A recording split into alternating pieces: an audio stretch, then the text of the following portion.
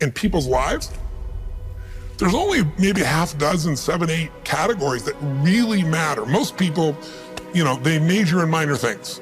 They focus on stuff that doesn't matter. They know more about this celebrity going in and out of rehab than they do about their own personal development. But I look at and say, if you look at your body, without that, everything else is out the door. You don't want to be richest man in the graveyard. That's not going to do it. If there is energy, if there's vitality, if there's strength, it's going to show up in your relationship. It's going to show up in your business, show up in your life. That's an area you got to master. You can't dabble. It's too important. Emotions are everything. I mean, you got a ton of money, you got everybody loves you, and your primary emotions are pissed off and frustrated, then your life's pissed off and frustrated. It doesn't matter if you got $1 billion or 1 million people loving you, your life is not great. Relationships, intimate relationships especially. It's where the most juice in life comes from. It's where the most pain comes from most people. It's worth mastering instead of dabbling. Really looking at what are you going to do with your time and mastering your time. Instead of having a checklist, you cross it all off. You can mistake movement for achievement. I want to squeeze out of that time what matters, that creates value for me and for everyone I care about and love. What about your career or your business and the mastery of that instead of dabbling? Most businesses are dabblers. That's why they don't make it. 96%, any 10-year period of time, 4% make it. That doesn't even mean they're profitable. And it does not mean they're enjoying themselves, all right? Or they're getting anybody else to feel good. Really mastering money so that it's not a question in your life. You can do and be and give and share as much as you want. You're not stressed about it. You live in a place of abundance. And then spiritually, really, I think, I don't tell people what to believe spiritually, but I believe that ultimately, whatever you believe, you got to live it. And it should lead to growing and giving. If you're growing, you feel alive.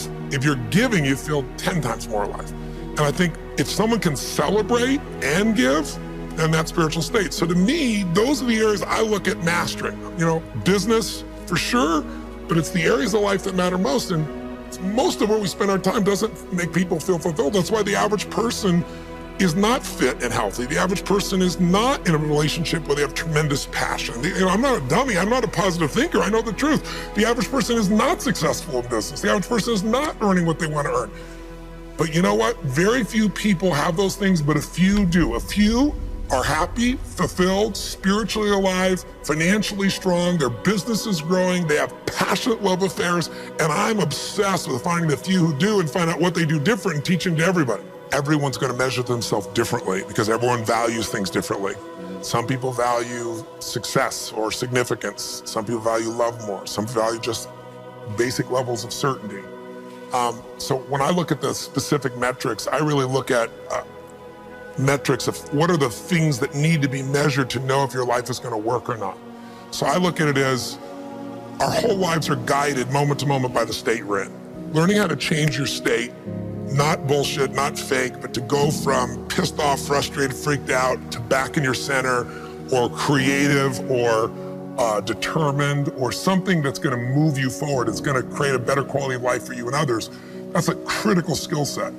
So moment to moment, our life's controlled by our states. Yep. If you're in an angry state, you're going to respond differently than if you're feeling playful. But what controls those states long-term is your model of the world, your worldview. And I look at that as having, as a metric, 3 things that I look at. I look to see first, what are the targets you're after? The target is, everyone has different goals and dreams and desires. But as I traveled around the world to 100 countries, I started going, holy shit, I'm seeing the same problems. What's underneath it? I began to see that there are these same 6 human needs that we all have, the same needs. We all have a need for certainty, that we can avoid pain and we can have some pleasure, some comfort. We all need uncertainty. We need variety or we feel dead inside. If you're totally certain, you're bored. If you have total variety, you're freak out. And it's not a balance. It's learning which of these you need more as a person. Everyone's developed a different set of values in that area. The need for significance, to feel unique, special, important. The need to feel loved, the need to grow, and the need to contribute. Some people value certainty at the top of their list. That's their center of their target. I don't want to do anything unless I know it's going to work. I don't want to do anything unless it's the same. If you change anything, they freak out. If certainty is the #1 thing on your list, everyone has the same needs, but if it's #1, I know how your life's going to be. I can predict the direction of your life and therefore the destination to some extent. If you're driven by love first, you want certainty too, but love is higher, you're going to behave very differently than if you're driven by significance. I have to be the one. So I look to see which of those needs are the top 2 on your list because they control your life? Yep. The 2 that most people have, 90% of the planet, if you said, of all these needs, which one do you really focus on most day to day? Everybody wants love, but what do you focus on? Most people focus on being significant. We live in a Facebook world where people fake their life, put new filters, make it look different than it really is, tell stories that, are totally full of it to make themselves look good. Because we live in this kind of false world where significance is more important than love. And it separates us. And the other one that we see most often is certainty. People want to be certain before they can do something. You couldn't have started a business like you had if you were absolutely certain before you started. You can never build a business with that. You can never build a great relationship, because if it's based on certainty, then everybody's got to stay the same and never change, which means you're never going to grow, which means you're going to be miserable. Right. So my metrics are, I want to find out what's driving you. And I want to see, is it healthy or unhealthy? You can have 2 people be driven by significance, though, and do it with a different set of rules. That's the second piece I measure. The beliefs or rules of how to fulfill that target.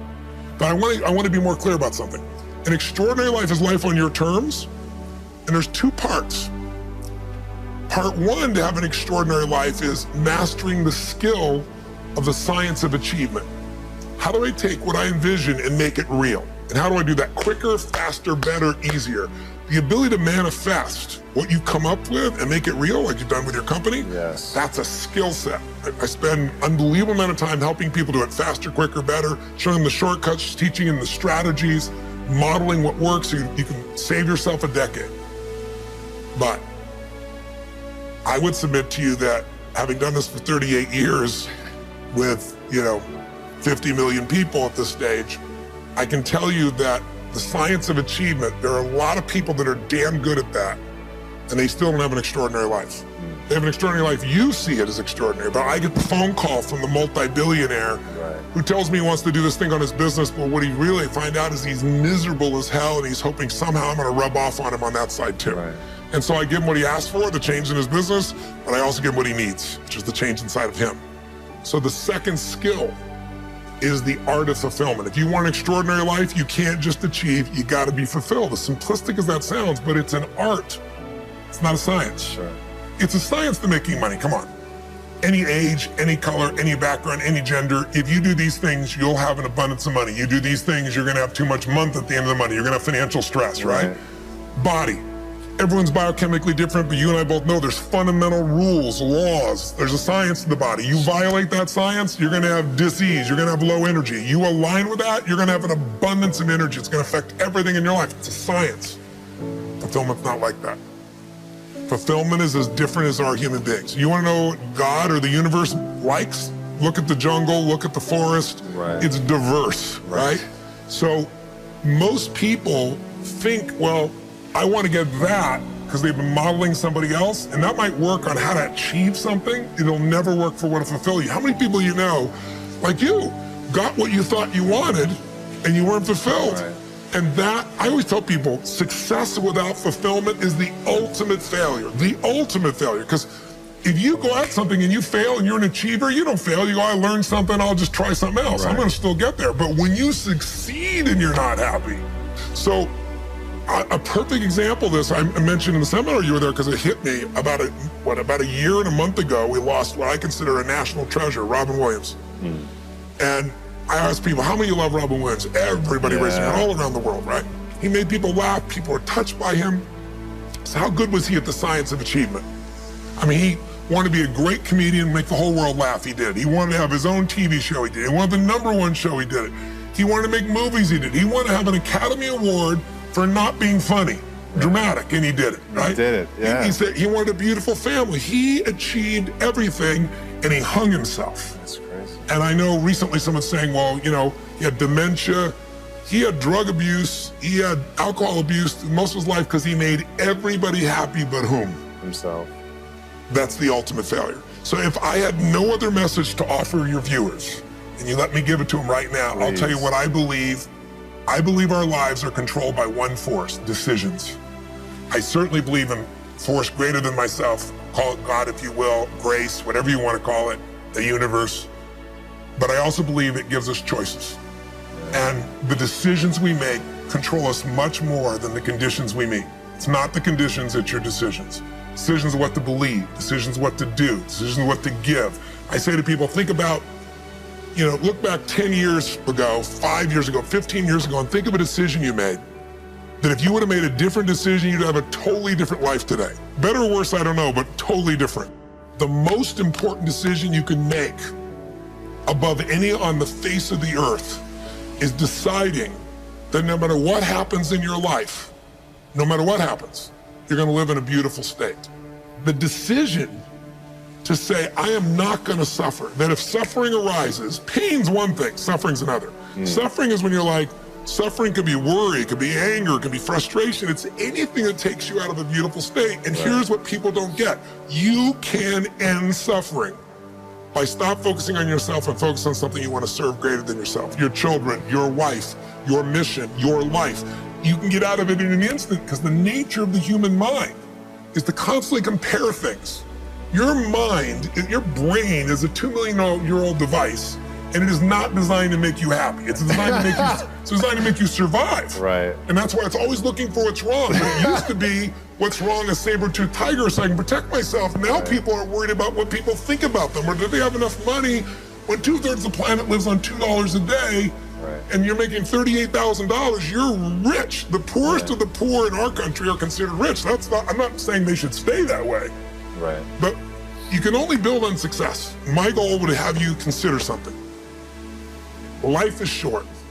We don't know how short it's gonna be.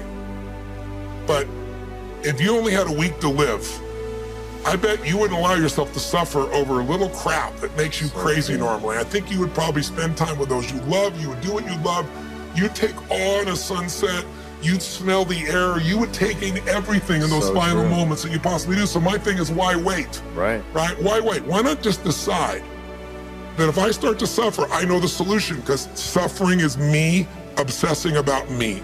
You might say, it's not me, I'm worried about my kids because they're not doing well. No, you're worried that you haven't done enough for your kids. It's about you still, right? Yes. You're worried about what was done or what you should have done or what shouldn't have done. And you can end that in an instant by becoming aware of it and saying, I have made the most important decision of all.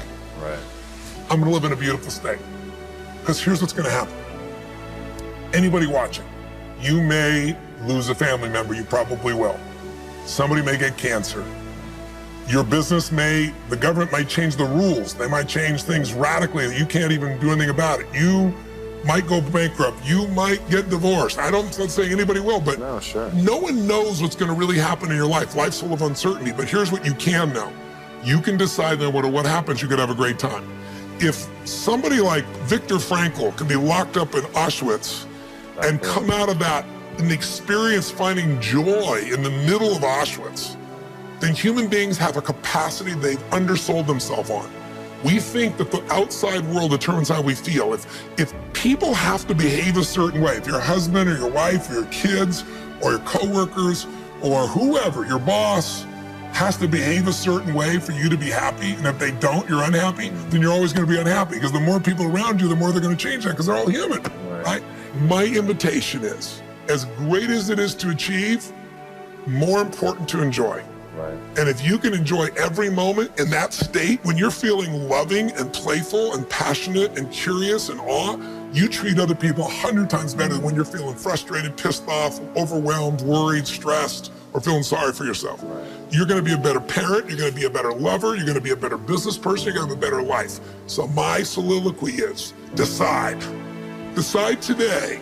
And actually say, what if I cut it off? What if I said, I'm not willing to settle and I'm just gonna live in a beautiful state? Doesn't mean you won't feel bad, it doesn't mean you won't stay there. You instantly change. But what the hell is success? It's hitting an expectation. And I always tell people, man, trade your expectations for appreciation and it's a whole new world instantly.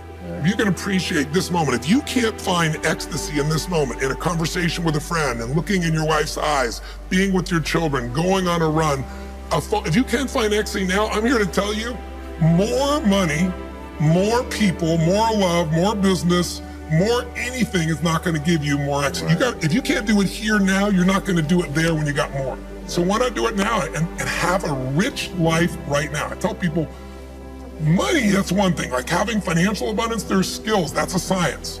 But wealth, it's a decision. It's like, you can be wealthy right now.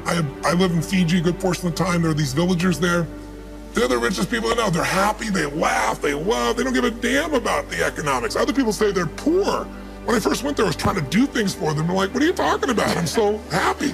Wealthy people come over from the United States and they go travel around and try to figure out what to do, and they're gonna spend 9 years to do this and this and this so they can finally sit down and be happy. And the Fijian guy goes, why don't you sit on the beach right now, dude, and experience it?